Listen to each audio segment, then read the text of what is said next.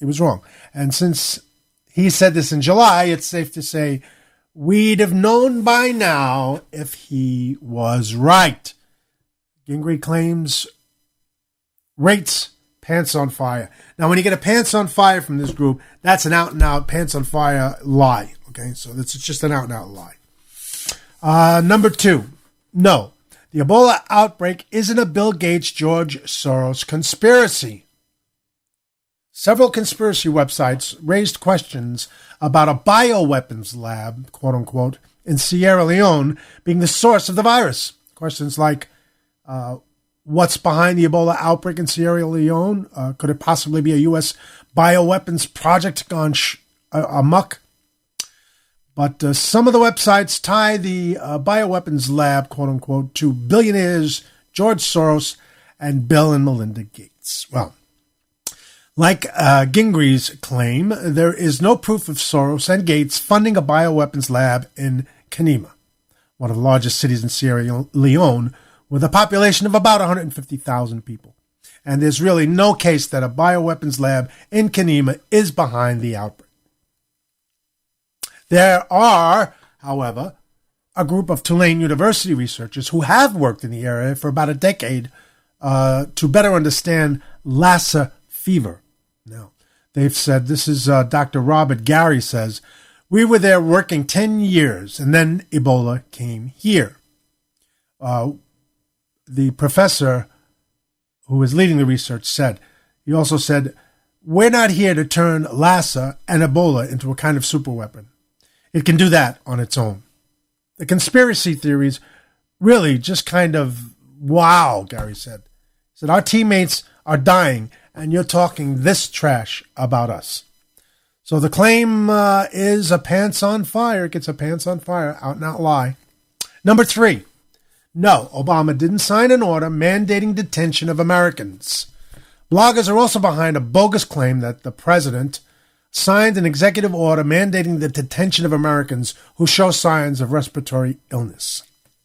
The executive order in question is much more targeted than the article lets on. It isn't aimed at Ebola, and while it allows health officials to quarantine someone with a highly contagious disease, it does not mandate it. Okay? The executive order deals with respiratory diseases, but Ebola is not a respiratory disease. Also, because public health matters are controlled by the states, the Department of Health and Human Services could only isolate people as they enter the country or attempt to travel from one state to another. So this claim, too, is pants on fire. Number 4, no, we weren't promised an Ebola-free America. Senator John McCain, Republican, Arizona, claimed recently that the isolated cases of Ebola in the United States directly contradict the assurances of President Barack Obama and his administration. Quote, we were told there would never be a case of Ebola in the United States, McCain said. Best that all right, let me get this right here. The best that PolitiFact can come up with was that we were never told that. They've researched the public comments, both of Obama and the Centers for Disease Control and Prevention, and found no such matter-of-fact assurances. What officials and Obama have repeatedly said is that while there is a chance an Ebola case could appear in the United States, the possibility of an outbreak is extremely low. So McCain's claim rates false. Not a pants on fire, but a false. And number 5, no, the United States hasn't been secretly anticipating a widespread outbreak. On the flip side of McCain is former Dallas star Morgan Brittany, who wrote a blog suggesting that Ebola is part of a larger White House plan to control the nation. All right. Brittany's column describes a Los Angeles dinner party where the conversation turned grim. Quote, one of the men brought up the fact that Washington has known for months, if not years, that we were at risk for some sort of global pandemic, Brittany wrote. According to a government supplier of emergency products, the Disaster Assistance Response Team was told to be prepared to be activated in the month of October for an outbreak of Ebola, unquote. Brittany's story was based on tweets from a private California medical and safety services company, which now says the tweets were based on nothing. Quote, a couple of EMS guys were talking about conspiracy theories, said Ed Castillo, president of the Golden Gate Fire EMS, the organization behind the chatter. Quote, there were no facts to support it. It could be written off as a couple of guys shooting the breeze, unquote. So Brittany's claims rate pants on fire. Okay. So Brittany, let me just go over that for you. Morgan Brittany starred in the original Dallas series. So I guess she thought that, her being, she must have a column somewhere or something. But there you have it. Those are the 5 misnomers, if you will, or falsehoods about Ebola. And you can go to politifact.com. Check it all out for yourself. Let's see. They do groups and, let's see, Barack Obama. Oh, that should be good. Let's do that. Obama's statements by ruling. Okay. 22% or 115, 22% were true. 25% were mostly true. Half true, 27%. Mostly false, 12%. False, 13%. Pants on fire, 9 times, 2%. Recent statements involving Barack Obama. The states that have raised the minimum wage this year have had faster job growth than the states that haven't raised the minimum wage. This has been proven to be half true. Yes, but the difference may not mean much. Okay? Another statement by Barack Obama. The cost of healthcare is now the single biggest factor driving down the federal budget. This turns out to be mostly true. Lower costs, lower deficit projections. So they're projecting it. So I don't know if you believe in projections. I don't know. When I took office, the deficit was nearly 10% of our economy. Today, it's approaching 3%. This is half true. It was not exactly when he took office. Okay. Let's see. Mr. Allen West, who was a representative or a senator, I believe, said this about President Barack Obama. He ordered military to enlist illegal aliens. That is mostly false. Military program started under Bush in 2008.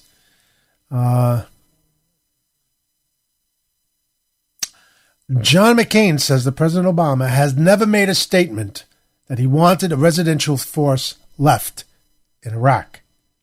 That is mostly true. Obama publicly wanted the full withdrawal.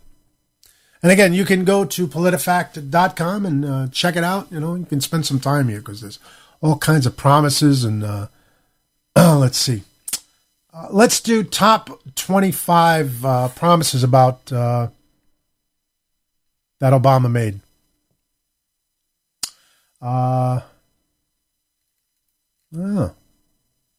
Really? This is interesting. Oh, we'll do, let's do the first 5, and maybe we'll come back to this a little later. Create a foreclosure prevention fund for homeowners.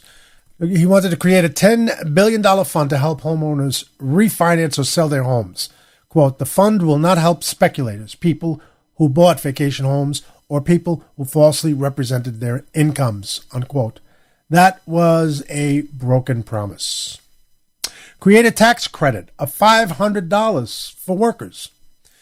He wanted to enact making a work pay tax credit that would equal 6.2% of up to $8,100 of earnings, yielding a maximum credit of approximately $500, which would be indexed for inflation. He compromised on that one. Repeal the Bush tax cuts for higher incomes. Repeal the Bush tax cuts for those making more than $250,000 for couples or $200,000 for singles. Compromised. Begin removing combat brigades from Iraq. He kept his promise on that one.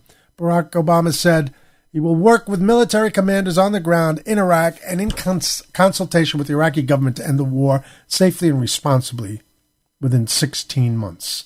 That promise was kept. Barack Obama will strengthen the training and equipment of the Afghan army and police and increase Afghan participation in U.S. and NATO missions so that there is more of an Afghan force on security. That one was compromised. And it goes on and on and on. I mean, it's a pretty good site. I mean, if you want the facts, it's a nonpartisan website, which means, for those of you who are not political, they don't lean one way or the other. Whoever said it, they check the facts. Whatever the facts say, that's what they tell us. So that's politifact.com. All right, we're going to take a small break. We'll be right back. Here's a word from tonight's sponsor.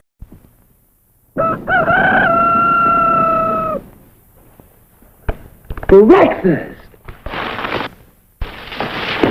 I'm hungry!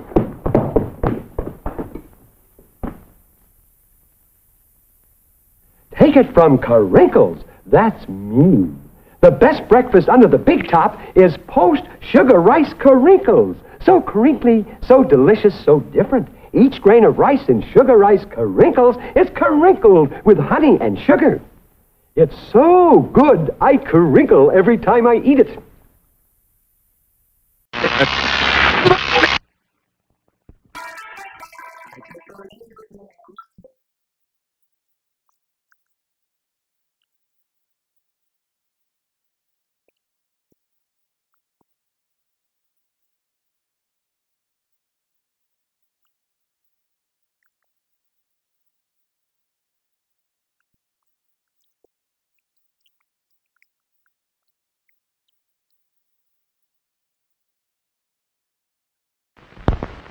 I heard you want to be a frito bandido like me. You do? Then you must sing the bandido song. Let's sing together. You just follow the bouncing Fritos corn chips bag. Ay, ay, ay, ay. I am the frito bandido. Yay! I like Fritos corn chips. I love them, I do. I want Fritos corn chips. I'll get them from you. Ay, ay, ay, ay. Oh, I am the frito bandito. Give me Fritos corn chips and I'll be your friend. The frito bandido, you must not offend. Now, boys and girls, you are frito bandidos too. You sing the frito bandido song and you loco for crunchy Fritos corn chips. That's nice. Munch, munch, munchy bunchy Fritos corn chips. Do you think you know what a talk show is? Do you think you can define the normal parameters of the TALK? Pumpkin Face is here to tell you that you haven't got a clue, buddy! I mean, if you haven't participated in the full debauchery of the Sands Network chat room, then you've never really enjoyed Night Talk with Jay Sands, only on Spreaker.com. You're listening to Night Talk on the Sandsnet Radio Network. That's right, ladies and gentlemen, and we're back. In fact, I think we're going to open up the lines for a little while now. In fact, I've already got a couple of callers with me, if you will. Ladies and gentlemen, please say hello to Ouija's own Ernie Abbott, who's with me. Ernie, you there, buddy? Hola, ¿cómo está? Hola! You got your Frito Bandito, baby. I love Frito Bandito. I love Frito Bandito because I like to crunch. I take the corn chips and I make it a bunch. Anyway, and also joining us, it's from... Weekend Editions, Pumpkin Face. What's up, buddy? Oh, I need to take a crap. You need to take a crap. Why you say it like a Mexican? I like to take a crap. Because I eat too many frito banditos. Too many frito. No, you can't eat the frito bandito. You can eat the frito, but you can't eat the frito bandito unless you're gay. Hey, you no. Gay? Frito bandito is a woman. They just no, it's no woman. That's a man. That's a bigger man. They all sound like that down here, mon ami. Oh, mon ami. No, now you're from the French Quarter? Possibly. Mon ami. And there you have it, ladies and gentlemen. So, the phone lines are... Very good, very good. A good applause for that one. Very nice.